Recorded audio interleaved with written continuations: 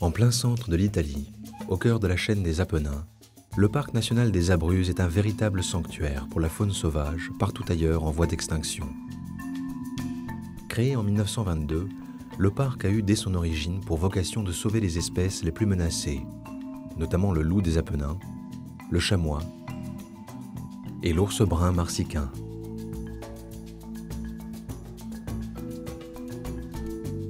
Séparée des Alpes par la plaine du Pô, la chaîne des Apennins, qui traverse l'Italie du nord au sud, compte une faune endémique génétiquement différente des espèces alpines et plus de 150 espèces indigènes de fleurs. Vastes paysages montagneux où zones boisées alternent avec des parois rocheuses acérées, les Abruzzes sont une terre de bergers et de transhumance, où les hommes ont toujours vécu en harmonie avec la nature et la faune sauvage.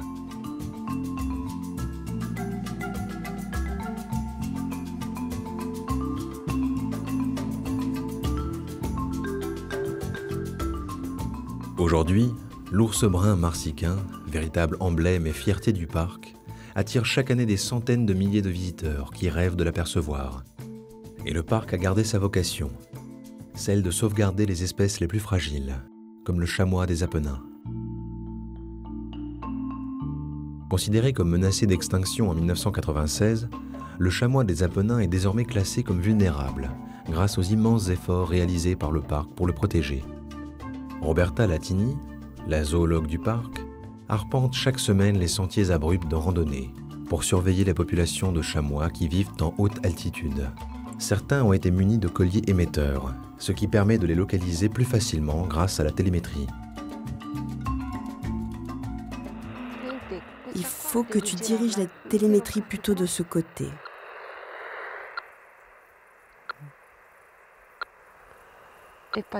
À droite, oui. Et maintenant à gauche. Le signal est plus fort ici. À droite de la roche? Sur le col Cavout, rien. 1, 2, 3, 4, 5. Il devrait y avoir celle qui porte un collier bleu pourtant. Elle fait partie du groupe? Non, ici il y a une femelle qui s'appelle Renata et l'autre Regina.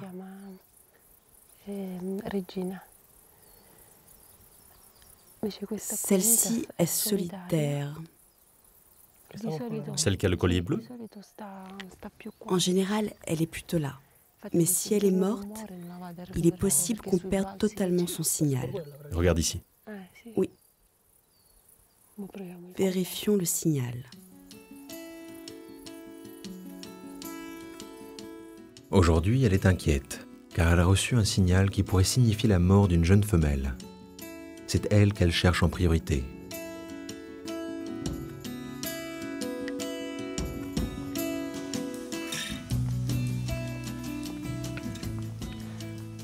Paolo, prenons la longue vue et le trépied, parce que je l'ai peut-être revu. Mais je ne vois pas bien le collier à cause de la lumière.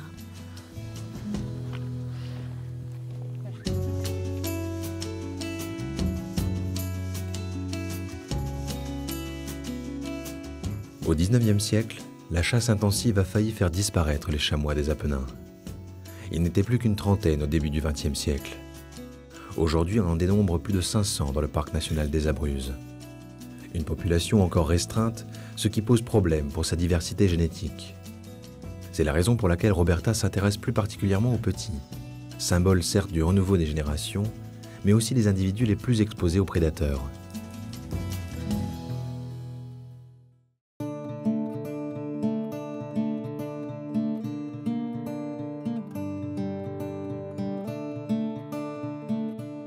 En ce début d'automne, ils sont nombreux à chercher de la nourriture pour constituer des réserves pour l'hiver. Sandrino est un mâle adulte de 25 ans, dont le territoire s'étend sur près de 300 km.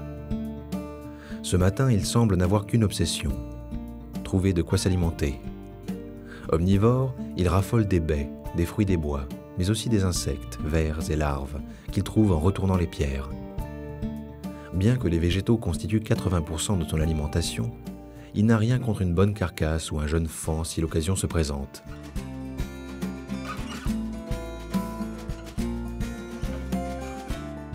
Avant son hibernation, il a tout intérêt à accumuler le plus de graisse possible.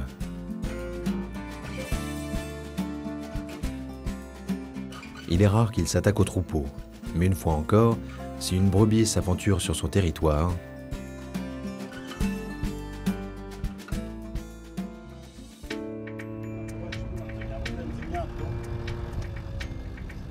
Alberto et Romano, gardes-parc, viennent justement de recevoir un appel d'un éleveur dont le troupeau de moutons a été attaqué dans la nuit. Ils doivent mener l'enquête pour déterminer quel prédateur a pu s'en prendre au cheptel. Hier soir, le berger s'en est rendu compte en rentrant. En contrôlant son troupeau, il s'est rendu compte qu'il manquait un animal. Le problème, bien souvent, c'est de retrouver l'animal attaqué ou du moins ses restes. Parfois, on ne trouve plus rien du tout.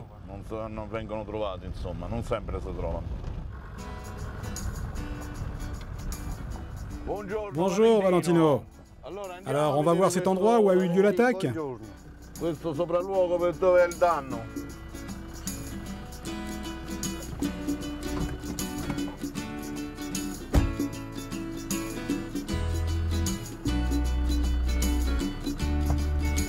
Buongiorno. Buongiorno. Andiamo, va. Allora possiamo andare? Che se ne riusciamo a vedere qualche traccia sul fango, insomma.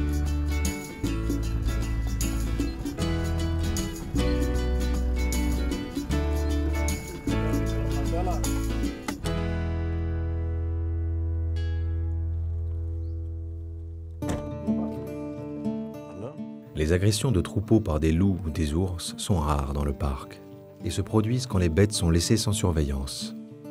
Les ours en général n'attaquent qu'une seule bête pour s'en nourrir, tandis que les loups, par jeu ou instinct, sont capables de tuer plusieurs individus qu'ils ne dévorent pas forcément.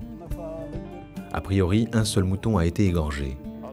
Il s'agirait donc d'une attaque d'ours, mais des vérifications s'imposent.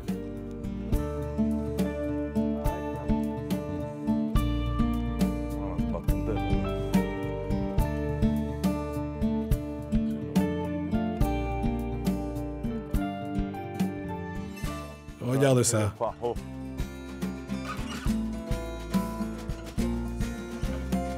Le travail des gardes-parc consiste d'abord à observer attentivement la carcasse.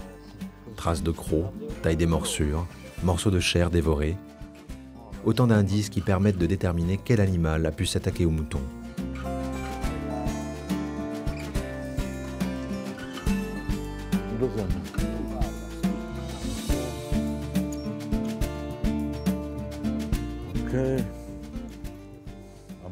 On dirait vraiment une attaque d'ours. Oui, mais il n'y a plus de viscères. Et la bête a été transportée par là. Regarde.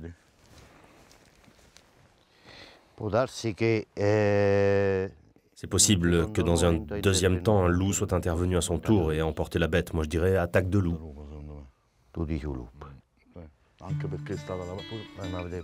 Pas de doute possible, c'est bien un loup qui a tué ce mouton.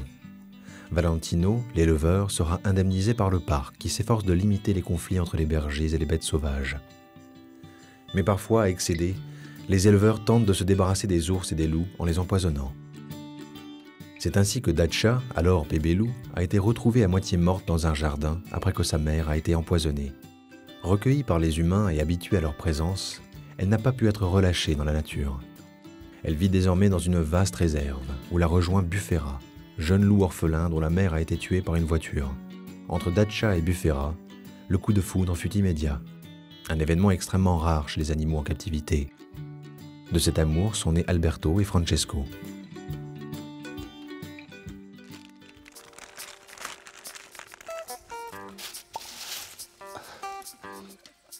Deux fois par semaine, Georges, le soigneur du parc, se charge de nourrir la petite famille. Sa présence dérange les adultes qui n'osent s'approcher. Alberto, le jeune louveteau, en revanche, ne résiste pas à l'odeur de la viande fraîche.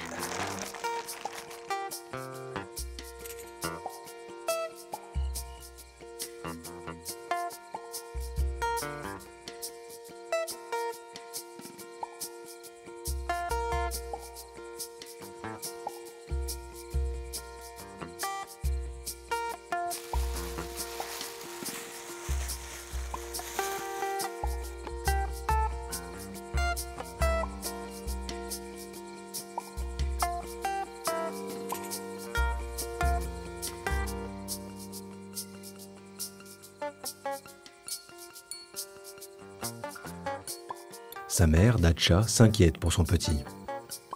D'un naturel timide, les loups fuient les hommes et sortent dans la nature pendant la nuit, préférant se cacher dans les sous-bois en journée. Encore inconscient du danger que représente l'homme, Alberto repu va rejoindre sa mère, à qui il témoigne toute son affection.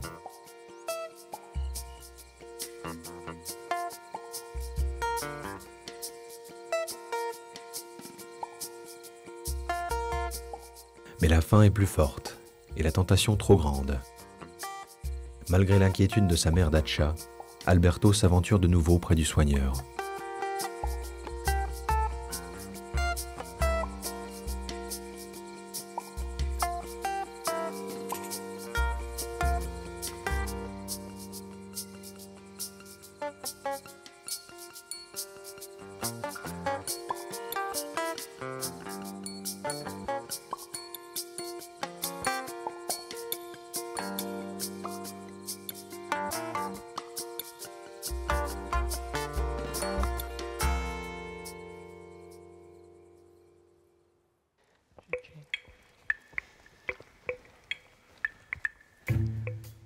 Pendant que les loups festoient, Roberta et Paolo poursuivent leur ascension.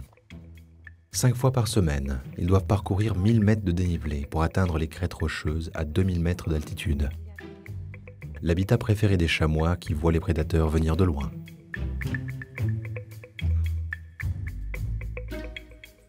Un territoire qu'ils doivent désormais partager avec les cerfs. Réintroduits dans le parc, les cerfs ont tellement proliféré que leur population atteint désormais 2500 individus. Ils sont en compétition directe pour la nourriture avec les chamois. Serait-ce la raison pour laquelle Roberta n'en trouve que peu aujourd'hui ?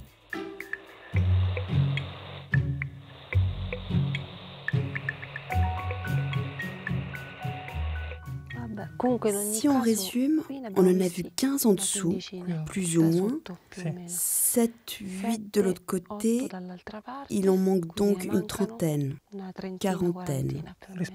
Par rapport à d'habitude, oui. Il y en a encore 2 petits ici, et il en manque près d'une trentaine d'animaux, parmi lesquels une vingtaine de fans et le groupe de capraro. Il faut qu'on revienne vérifier.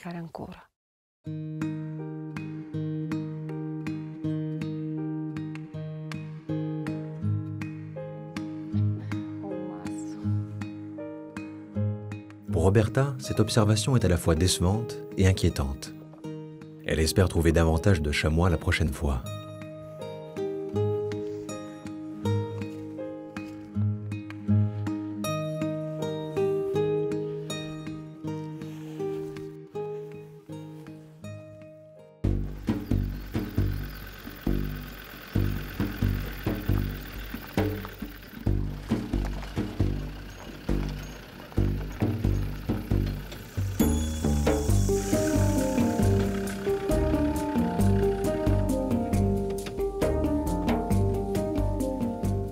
Dans la vallée, les gardes-parcs poursuivent leur mission. Un cheval est mort de vieillesse dans un pré. Il semble avoir attiré un grand nombre de charognards. Une fois encore, les gardes partent à la recherche d'indices pour déterminer qui a profité de cette manne alimentaire.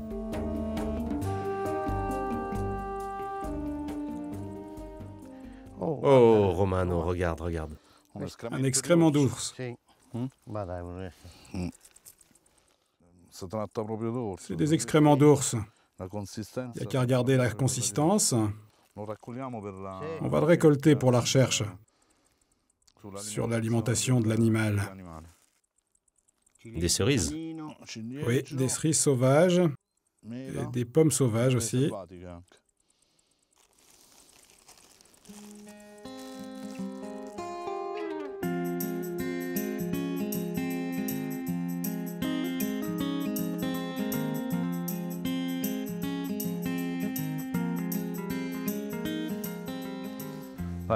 Allons donc contrôler cette carcasse. Et la voilà la carcasse. Il ne reste plus rien du tout. Cette carcasse de cheval a été pratiquement entièrement dévorée.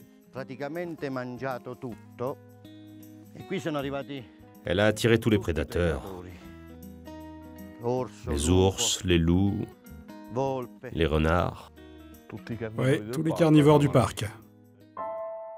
Une carcasse de cheval mort, C'est une véritable aubaine pour les carnivores sauvages. Les scientifiques du parc ont eu le temps de placer des caméras à infrarouge la nuit précédente. Les images révèlent un balai incessant de charognards. Un balai bien réglé. Les plus forts se servent les premiers, et les rois des abruzzes sont sans conteste les ours.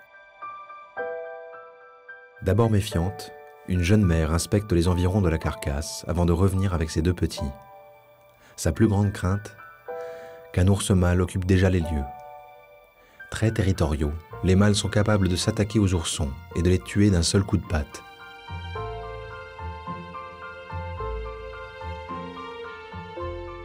Ce n'est qu'une fois la famille ours partie qu'un loup ose à son tour occuper le terrain. Toujours vif et sur ses gardes, ce jeune mâle préfère dépecer un morceau de chair et l'emporter plus loin pour le déguster. Quant au renard, il a attendu que les ours et les loups se servent les premiers pour profiter à son tour de ce cheval mort.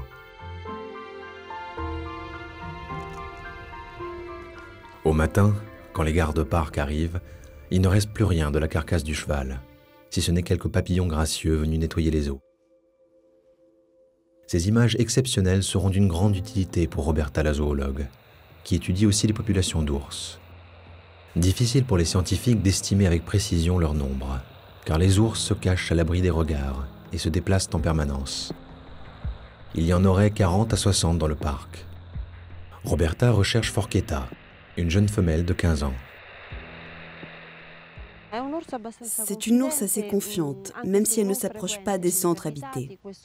Ce coin en particulier n'est pas urbanisé, c'est pourquoi on la retrouve souvent au fond de la vallée. Le problème, c'est qu'elle s'approche souvent des routes et c'est un facteur de risque pour elle. Elle pourrait être victime de collisions.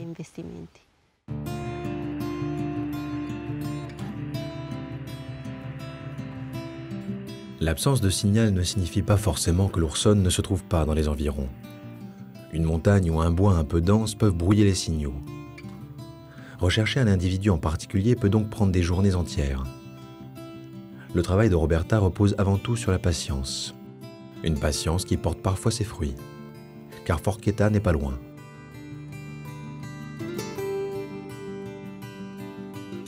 Elle est en pleine mue, en train de perdre son pelage estival pour revêtir un manteau d'hiver plus épais.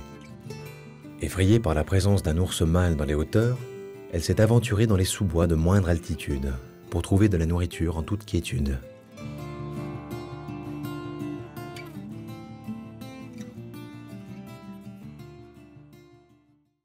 À 2 pas de là, sans se douter de la présence d'une ours, Danilo et Luca cherchent l'emplacement idéal pour capturer des chauves-souris, excellents indicateurs de biodiversité. Qu'est-ce que tu en penses si on installe le filet ici? Ça me semble bien. Profitons de ce couloir de vol. Ok, je commence à déplier.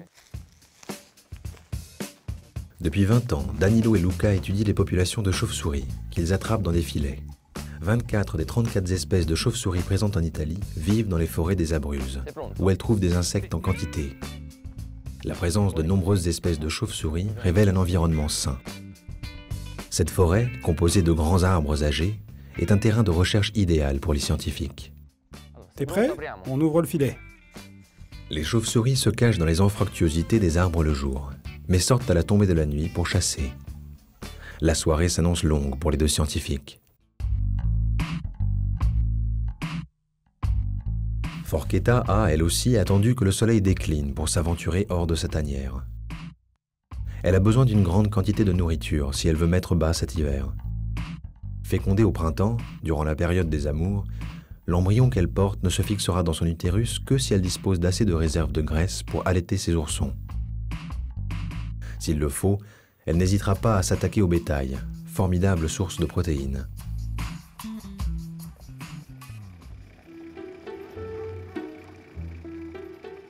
Gregorio Rotolo, éleveur dans la plus pure tradition des Abruzzes, n'a pas peur de ces grands prédateurs. Comme son père et son arrière-grand-père, il a appris à vivre avec les loups et les ours et à protéger ses troupeaux.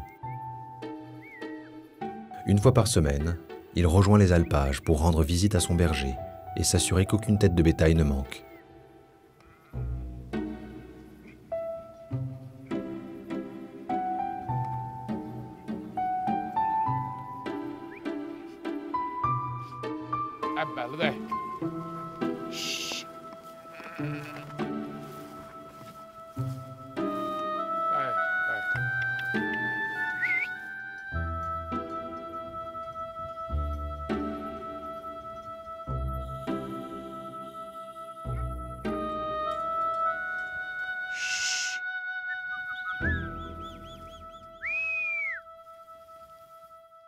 Falik!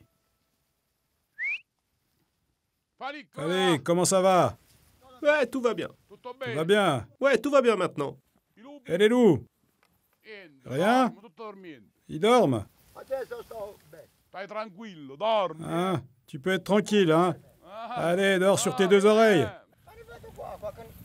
J'en ai vu un ici de loup. Et un là aussi. Et là.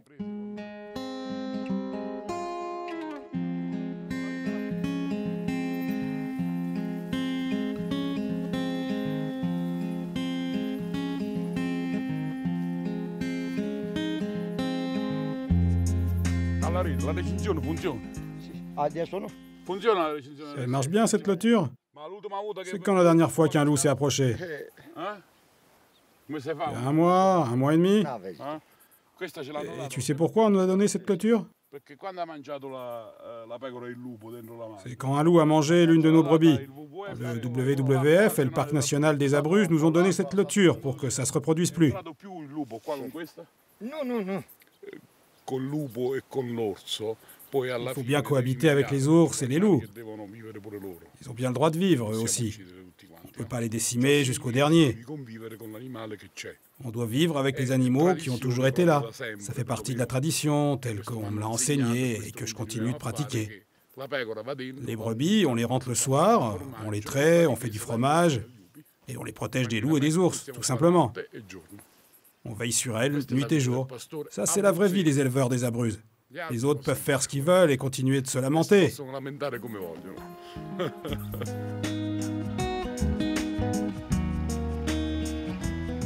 Gregorio a choisi son camp, celui du maintien de la tradition.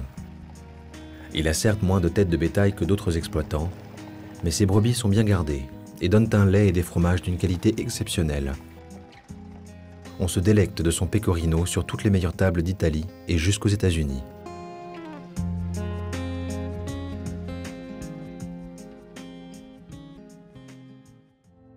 La nuit tombe sur les Abruzzes.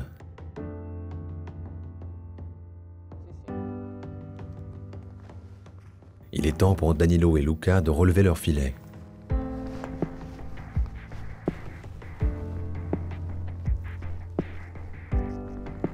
E voilà.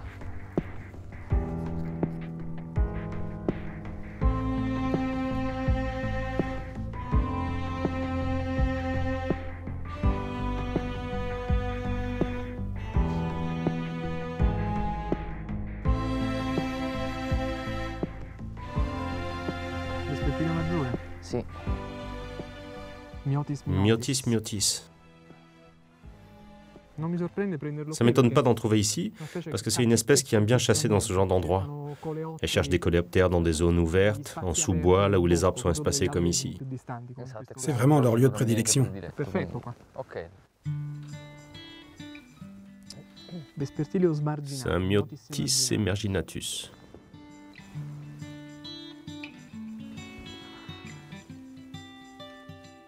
Ed è un Un maschio. mâle reproducteur. C'est la saison. Ormai siamo in stagione.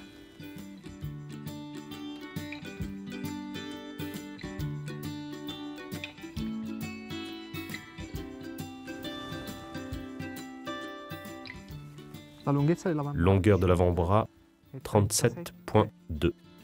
37,2.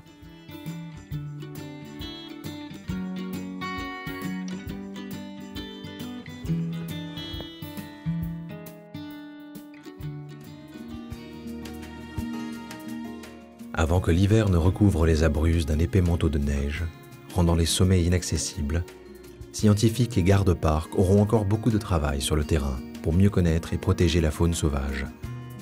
Le parc des Abruzzes, qui sera bientôt centenaire, a permis de sauver de l'abattage 2 millions d'arbres, de préserver des espèces rares et de revaloriser toute la région, qui a retrouvé une activité économique autour du tourisme vert, sauvant les villages de l'abandon. C'est pourquoi ici, on ne crie jamais au loup, mais l'on souhaite de tout son cœur qu'il peuple encore longtemps les Apennins. Le parc national du Mercantour a été créé il y a près de 30 ans. Situé au sud-est de la France, il est l'un des plus sauvages du pays.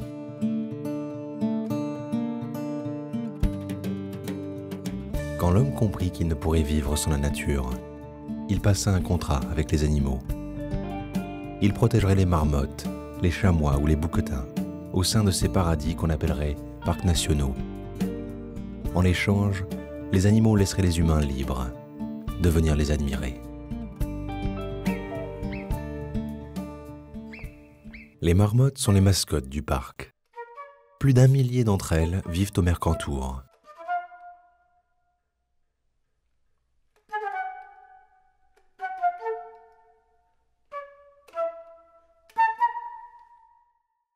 Au printemps, après une sieste de près de 6 mois, elles sortent leur museau pour prendre un bon bol d'air frais. Dès le réveil, elles doivent se méfier des prédateurs qui rôdent. Des ombres menaçantes caressent la surface des rochers. Les aigles n'attendent qu'une seule chose, le moment d'inattention qui exposera leur proie.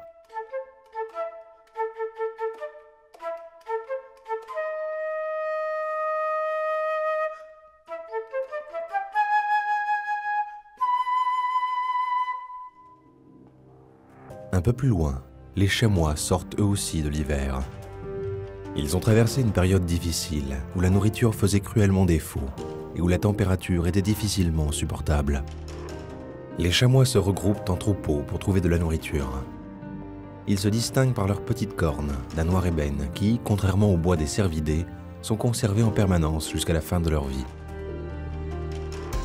Les chamois n'apprécient guère les terrains plats ou dépourvus de zones rocheuses. Ils s'installent dans des secteurs accidentés.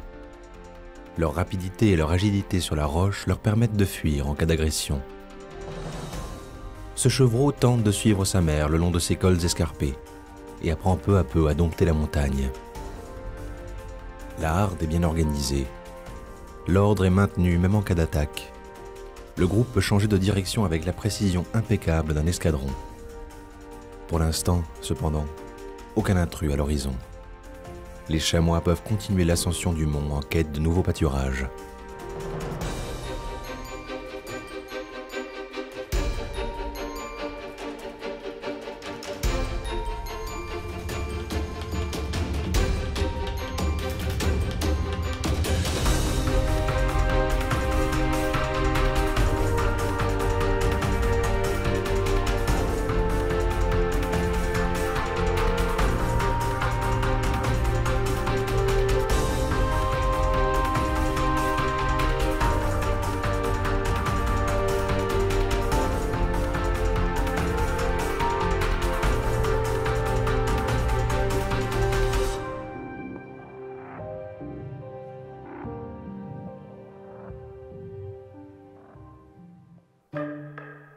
Une marmotte tente de sortir au grand air.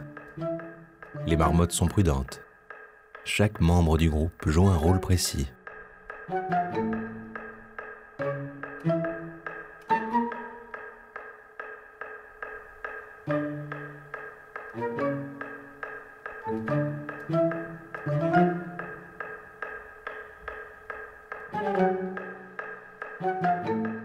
Il y a les guetteurs et les coureurs. Mais tous surveillent leurs arrières. Les chamois ne prêtent que peu d'attention au manège de ces créatures qui se confondent avec la roche. Chacun ses problèmes, chacun son territoire.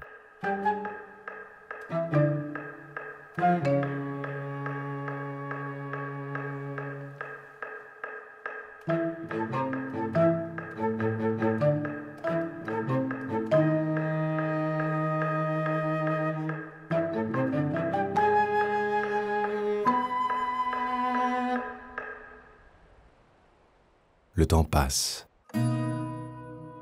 Cette marmotte semble enfin décidée à sortir.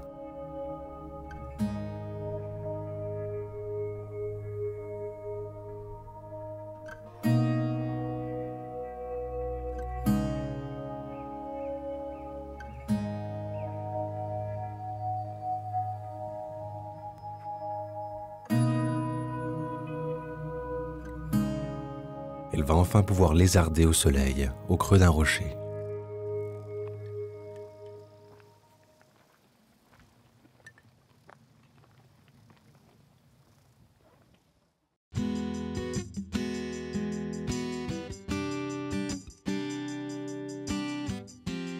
À quelques kilomètres de là se trouve un village un peu particulier. Ce refuge abrite plus de 300 tortues, toutes espèces confondues. Il accueille plus d'1 millier de visiteurs par an. Venus du monde entier, ces tortues sont ici soignées, nourries et protégées.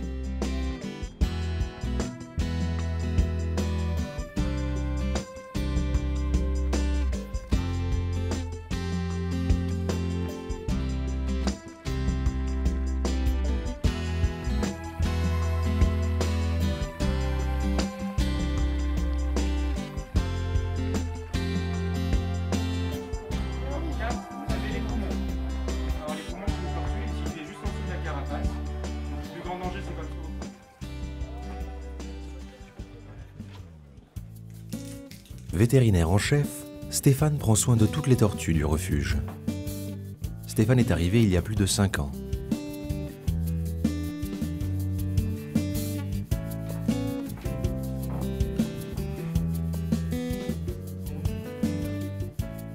Aujourd'hui, il accueille une nouvelle venue, une jeune bénévole, Audrey. Elle l'assistera dans l'ensemble de ses missions. Hop, vas-y, rentre. Alors il faut toujours passer par le pédilu quand tu viens ici, de manière à ne pas passer des maladies, pas apporter des maladies sur le parc. Alors comme je t'ai expliqué, tu vas être affecté ici au centre de soins faune sauvage pour la tortue d'Hermann. Donc là il n'y a pas de public. Et là on a la clinique.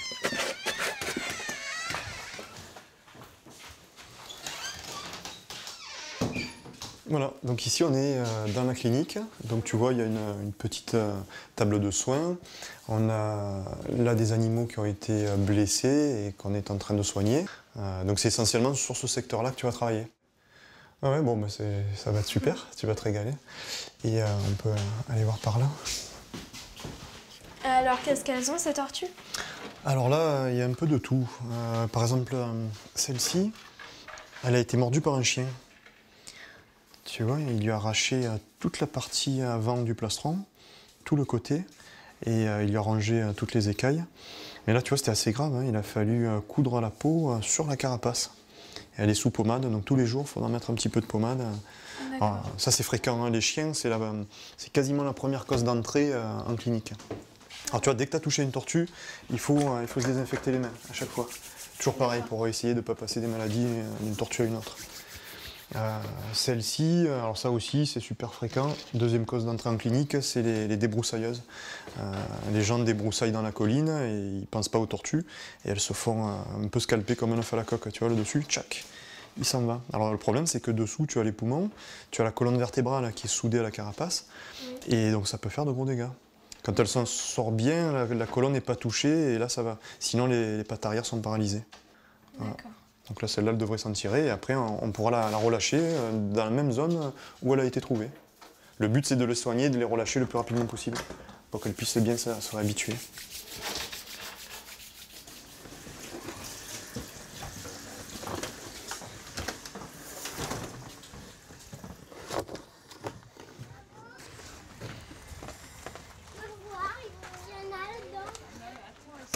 Tu veux la voir? Viens voir, regarde. Non mais tu mets pas les doigts, hein. Tu vois? Tu as vu? Alors tu vois cette tortue? Quelquefois tu vas dans une animalerie et tu vas la trouver petite comme ça dans un aquarium à la vente. Donc il faut surtout pas acheter des animaux exotiques en animalerie parce que tu vois après tu peux te retrouver avec ça à la maison. Et c'est très dangereux. Et puis elle va grossir encore. Elle peut dépasser 30 kg. Donc sa place, il vaut mieux la laisser dans la nature qu'en captivité. Hein, tu es d'accord? C'est mieux. Hein. Alors elle a été blessée, on l'a soignée, on va la remettre dans son bassin. Allez, bonne visite. Merci. Donc tu vois, tu as compris d'où elle vient. Ouais, les gens les achètent en animalerie, tu vois, et puis ils se retrouvent avec ça à la maison. Alors c'est vrai que petit c'est mignon, hein, mais après ça grossit considérablement et ça devient très dangereux, ça prend de la place, il faut de l'entretien. Ouais. Tu vois, toutes les tortues que tu vois ici sur le village des tortues, c'est 90%, ce sont des abandons de particuliers. Stéphane et Audrey continuent leur mission. La journée est loin d'être finie.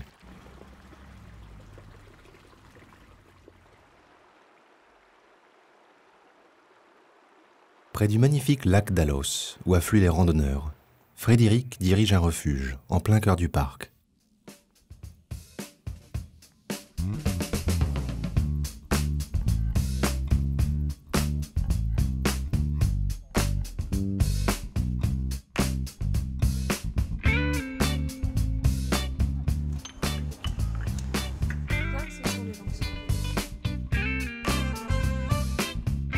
Entouré d'une chaîne de montagnes magnifiques et de bergers qui font paître une centaine de bêtes, Frédéric semble le plus heureux des hommes.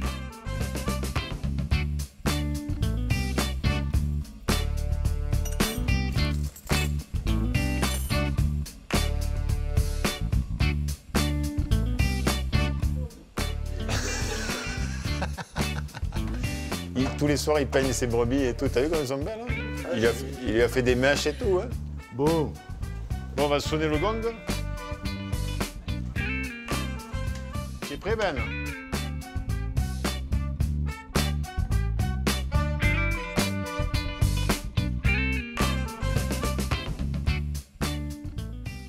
Dans un lieu si isolé, les contraintes sont nombreuses. L'électricité est rare. Frédéric descend chaque matin pour contrôler le bon fonctionnement de son transformateur. Ici, pas de télévision, encore moins de 4G. Il faut rationner l'énergie si on veut survivre.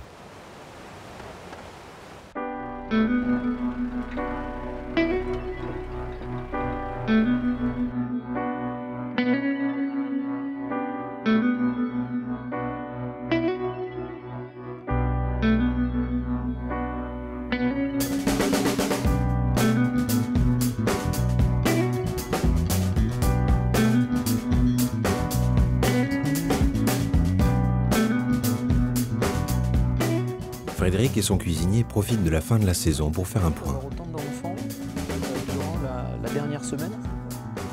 Voilà, ça c'est pour finir la saison tranquillement. Eh ben, écoute, hein, ça tend sur la fin. Aujourd'hui c'est magnifique là. Ça. Tu es allé courir?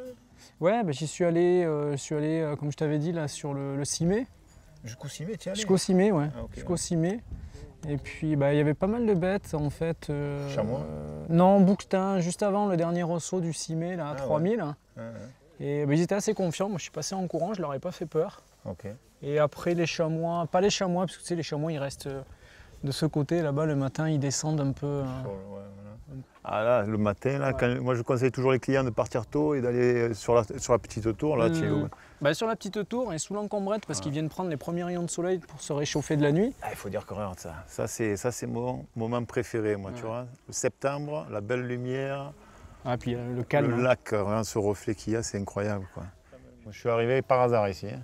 Mon copain là, de Saint-André-les-Alpes, le jour où je quittais mon ancien boulot, peut-être 2 jours après, il me téléphone et me dit « Oh, je prends le refuge du lac d'Alos en Gérance, est-ce que tu veux le prendre avec moi ?» J'ai même pas eu besoin de m'inscrire à la NPE, ça a été d'un boulot à l'autre. À partir du 5 août, le lac était au niveau du siphon. On n'a plus eu d'électricité, on a survécu et on a travaillé 1 mois et demi sans électricité, ce qui était un exploit. Et le lac, c'est vrai qu'il faisait pitié, quoi. Pour les gens qui le connaissent comme ça à ce niveau. Tu te lasses pas, quoi. Ah non, ça, c'est... Bon, c'est du boulot, hein, ça, c'est un sacré boulot, une logistique à s'arracher les cheveux pour pouvoir nourrir tout le monde, pour qu'il y ait tout ce qu'il faut quand il faut, puisque le supermarché, il n'est pas dans le coin, quoi. Hein. Tu as remarqué qu'à part nous, il n'y a pas grand monde autour du lac, quoi. C'est magnifique. Hein. On a un beau bureau quand même. Hein. C'est pas trop mal, hein. Ouais. Qu'est-ce que tu veux? Une fois. Hein. On n'est pas à plaindre. Hein. On n'est pas à plaindre, on est bien, on est bien. À quelques jets de pierre des 2 hommes, un animal mythique marche le long des chemins escarpés. Le bouquetin est un cousin du chamois. On le reconnaît à ses cornes et à son museau allongé.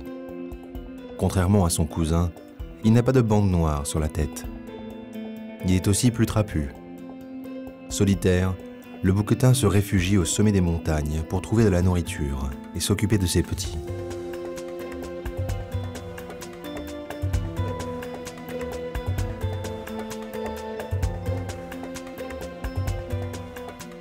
Pour ces petits, l'apprentissage de l'escalade est difficile mais indispensable. Il leur permettra d'acquérir l'autonomie indispensable à leur survie.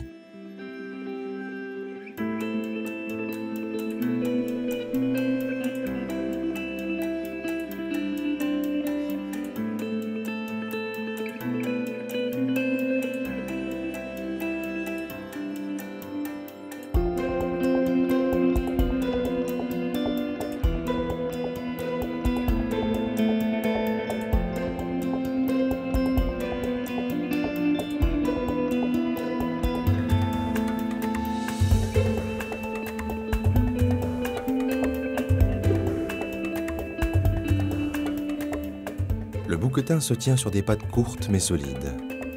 Chez le mâle, 3 mois après sa naissance, une paire de cornes se développe. Elles croissent tout au long de sa vie. À l'âge adulte, les cornes du mâle atteignent 70 à 100 cm et peuvent peser jusqu'à 6 kg la paire. Contrairement aux idées reçues, les petites bosses sur les cornes des bouquetins ne permettent pas de calculer leur âge. Ce sont en fait les stries situées le long des cornes qu'il faut compter pour déterminer l'âge d'un mâle adulte.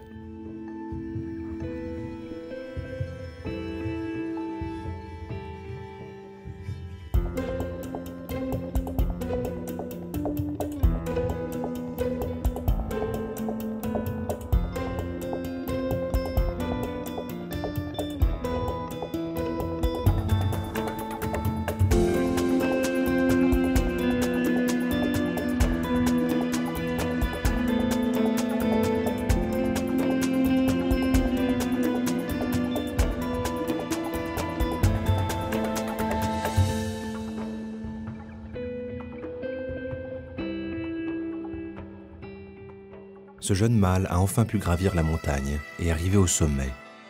C'est un rite de passage. Il a atteint l'âge adulte. Il doit à son tour construire une famille.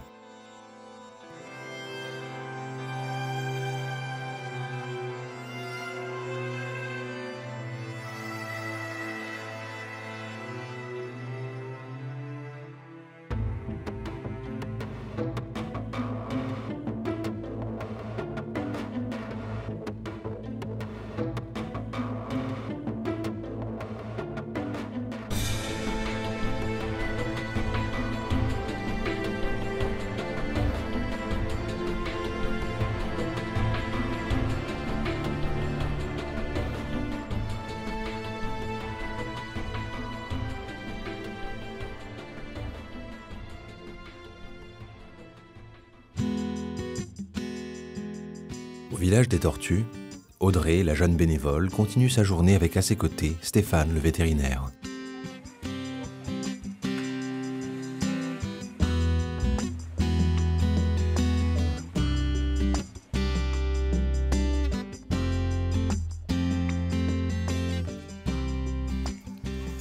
Alors là, le souci, c'est qu'on a une tortue qui est arrivée blessée en tout début de journée, et donc on va s'en occuper. Elle a eu, je pense qu'elle a été écrasée par une voiture, parce qu'elle a les ponts qui sont cassés dessous. Tu vois, je vais te montrer. Voilà, tu vas voir, elle est... je pense que c'est une voiture qui a dû l'écraser. On va éclairer un peu. Tu vois, c'est une belle sauvage, hein, magnifique. Voilà, tu vois. Donc ça s'appelle le plastron, le ventre. Et le dos, c'est la dossière. Et la partie qui relie le plastron à la dossière, ce sont les ponts. Et là, les ponts, ils sont cassés. Donc elle a été compressée. Alors c'est impressionnant, mais c'est franchement pas bien grave, parce qu'il n'y a aucun organe vital qui a été touché. Par contre, il faut nettoyer la plaie, et après on mettra une résine par-dessus. Il faut bien sécher, parce que sinon la résine, elle n'accroche pas. Et là, on va préparer, en attendant que ça sèche, on va préparer le tissu. C'est un tissu de verre. Il faut dégraisser, il faut mettre de l'alcool, parce que sinon la résine, elle peut se décoller après, tu vois. Oui. Alors, il ne faut pas toucher les plaies avec, hein, parce que sinon ça va lui faire mal. Et le but, c'est de refermer tout ça.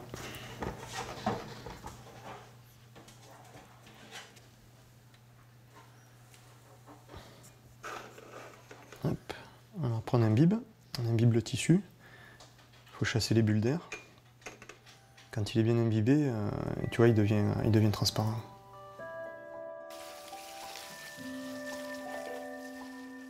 Grâce au conseil avisé de Stéphane, la jeune bénévole est maintenant autonome et peut s'occuper des tortues par elle-même.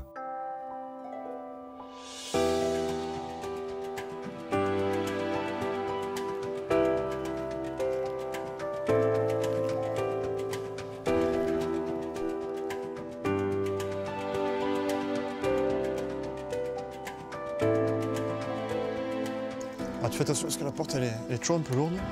Allez, vas-y, tu peux les mettre.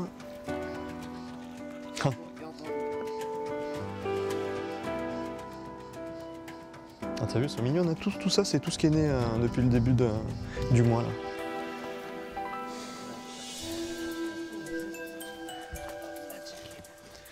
Bon, l'équipe, ça va? Ça va, super. Ouais. Alors, je vous présente Audrey, c'est une nouvelle bénévole. Ok, bah, salut Audrey. Vous avez attaqué le recensement là? Ouais. Alors, heureusement pour cette espèce, on a développé un programme au Sénégal. Donc on a une structure sur place, 40 km de Dakar, et c'est un parc ouvert au public, comme ici, qui accueille des tortues, des bénévoles, et les tortues sont abandonnées par les particuliers, pareil. On sensibilise les populations locales, et en plus on a des programmes de réintroduction, de renforcement de population. Il y a une réserve toute protégée, et on en a relâché plusieurs dizaines.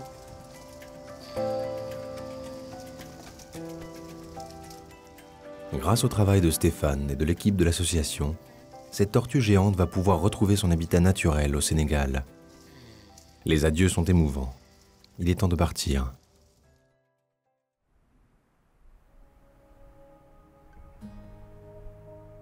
Un chamois s'immobilise le long des cols affûtés du parc du Mercantour. Il observe les environs et détermine le chemin à emprunter pour redescendre.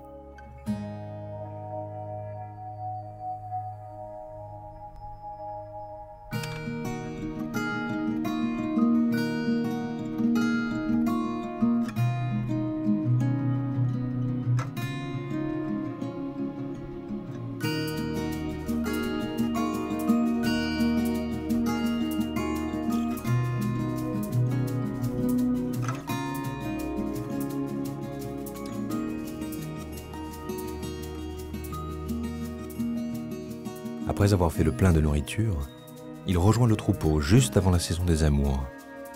Il doit à présent trouver une femelle à son goût.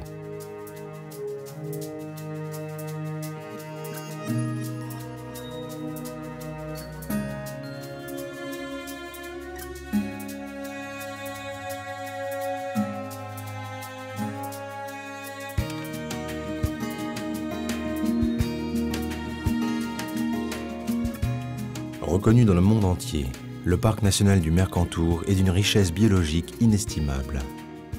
Des oliviers aux alpages, des forêts de mélèzes aux cimes enneigées, la multitude de ses facettes est inégalable. Le parc aux 1000 visages renouvelle constamment sa garde-robe, laissant le visiteur dans un émerveillement constant.